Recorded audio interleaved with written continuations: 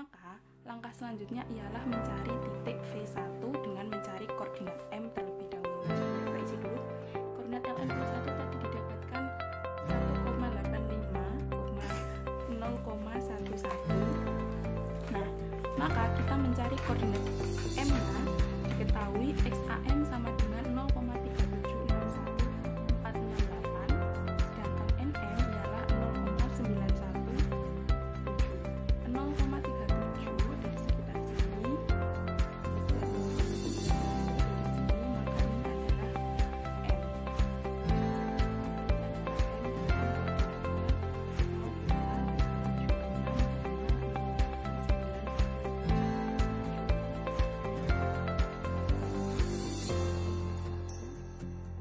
Lurus dengan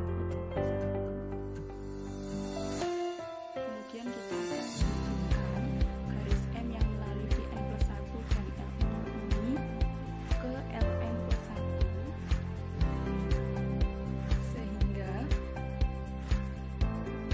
kita ketahui berapa nilai dari P plus 1 atau lebih tepatnya koordinat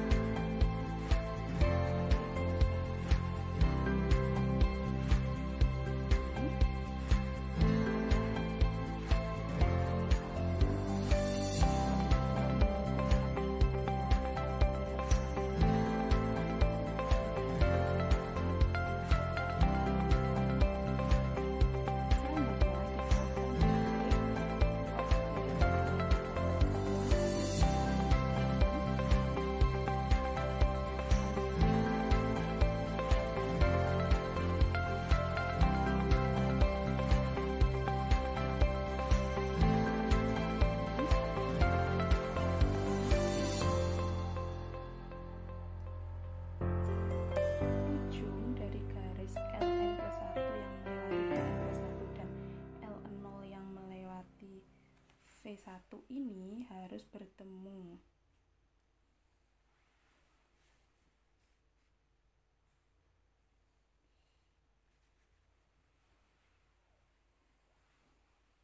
Nah, jika sudah seperti ini, maka ini adalah deltanya. Ini tidak boleh dipaksakan ya, jadi memang harus bertemu. Kalau misalnya kurang panjang, maka kita harus menambah lagi milimeter bloknya. Selanjutnya ialah garis dari V1 yang ditarik ke L0 ini selanjutnya akan ditarik ke atas tegak lurus menuju ke underflow, ke titik underflow.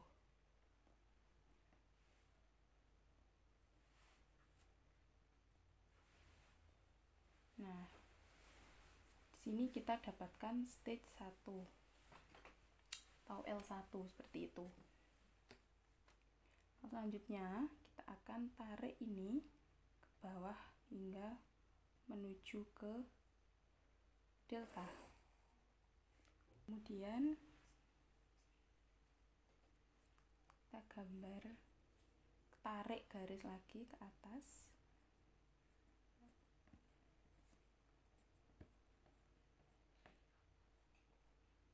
Nah, kita tarik lagi menuju ke delta.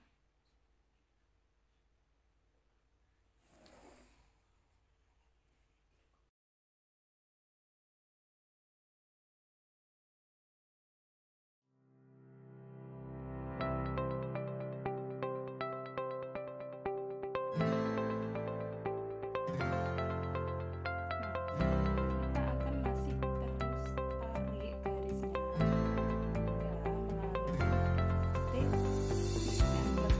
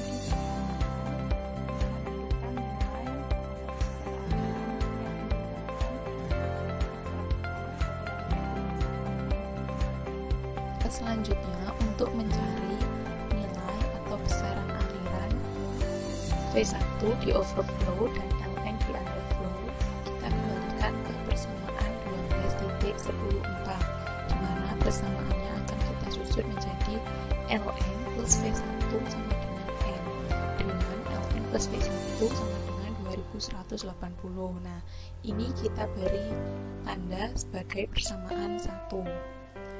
Kemudian ada persamaan 12.15. Persamaannya kita susun menjadi LN kali YAN ditambah V1 kali XA1 sama dengan M kali XAM.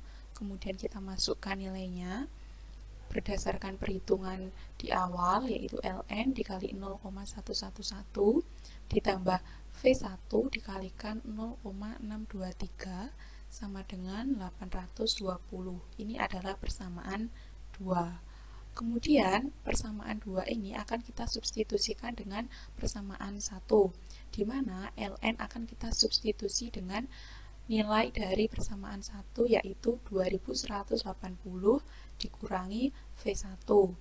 Maka nilai LN menjadi 2180 dikurangi V1, sehingga persamaannya menjadi 2180 dikurangi V1 dikali 0,111 ditambah V1 kali 0,623 sama dengan 820.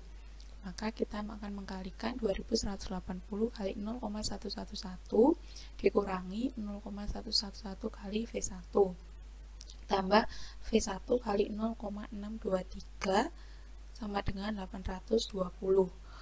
Maka nilainya menjadi 0,623 V1 dikurangi 0,11 V1 sama dengan 0,512 V1 ditambah dengan 2180 dikali 0,111 sama dengan 241,98. Nilai V1 ialah 820 dikurangi 241,98 dikurangi 0,512, sehingga nilainya menjadi 1128,9453 kg larutan per jam di aliran overflow, di aliran keluar dari overflow. Maka selanjutnya setelah nilai V1 diketahui, kita kembalikan ke persamaan 1, di mana LN ditambah V1 sama dengan 2180, sehingga LN ialah 2180 dikurangi V1, sehingga nilai LN ialah 2180 dikurangi nilai V1 1128,9453, hasilnya ialah 1051,0547. Sehingga kita sudah mengetahui nilai dari exit flow dan komposisinya sebagai berikut, yaitu LN sama dengan 1051,054688 kg solution per hour in the exit underflow stream.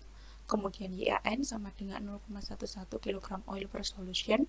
Kemudian NN sama dengan 1,85 kg solid per solution. B atau unit solidnya sama dengan 2000 kg. Kemudian V1 sama dengan 1128,945313 kg solution per hour in the exit overflow stream. Kemudian XA1 sama dengan 0,623. Maka selanjutnya kita akan membandingkan hasil dari soal 12.11 di Graham-Koplis dan juga contoh soal 12.11. Nah, ini adalah nilai perbandingannya.